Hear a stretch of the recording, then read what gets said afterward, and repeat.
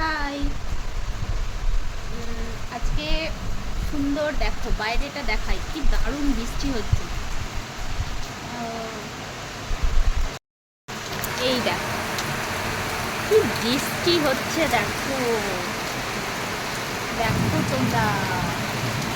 ও কি দারুণ বৃষ্টি হচ্ছে। আর আমার বাগানটাকে দেখাই, আমার বাগানটা দেখো।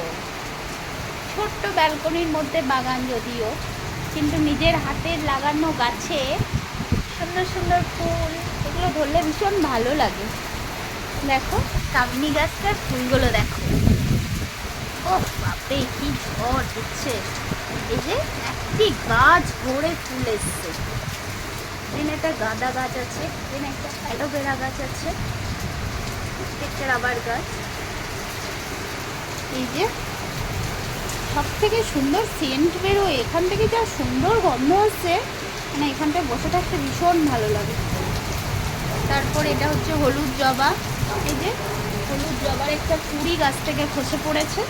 এই যে এই যে নয়নতারা গাছটা, এটা আমি আমার গ্রামের বাড়ি থেকে নিয়ে এসেছি চারাটা। এখন কত বড় হয়ে গেছে, কত ফুল হচ্ছে। এই যে এটা হচ্ছে লক্ষ্মী জবা, এই যে একটা ফুটেছে, অনেক কুড়ি এসছে গাছে। আর নিচেগুলোতেও যত টাইম ফুল গাছগুলো লাগানো হয়েছে, ওগুলো ভীষণ ফুল হয়। এটা মেয়ের স্কুলের প্রজেক্ট ছিল।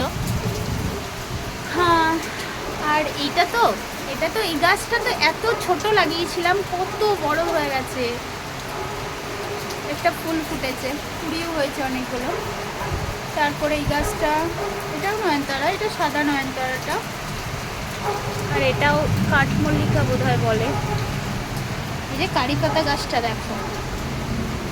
আমার ভীষণ ভালো লাগে গাছ লাগাতে, কিন্তু কি করব, রোদ্দুর পায় না ছোট্ট বালকনির মধ্যে, আর কি করব।